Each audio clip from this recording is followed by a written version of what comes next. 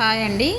ఈ new method కటింగ్లో మీకు నడుము ఎంత కరెక్ట్గా వస్తుందో ఒకసారి చూడండి. వీళ్ళ నడుము వచ్చేసి 36 అండి. నడుము అండి, చెస్ట్ కాదు, 36 నడుము.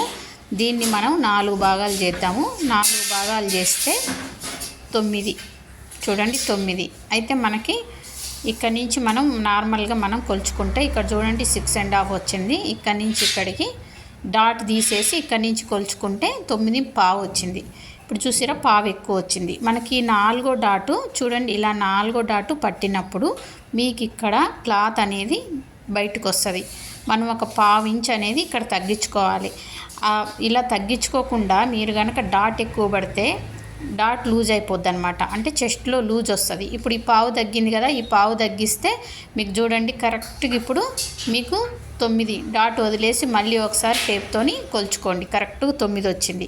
ఈ న్యూ మెథడ్ కటింగ్లో కొలతలు అనేవి అంత కరెక్ట్గా వస్తాయి అన్నమాట. మనం ఎంత డాట్ ఇవ్వాలనేది కూడా అందులోనే మనకు తెలిసిపోద్ది. చూడండి, ఇప్పుడు ఇక్కడ డాట్ పట్టినప్పుడు ఇక్కడ మీకు పఫ్ అనేది వస్తుంది.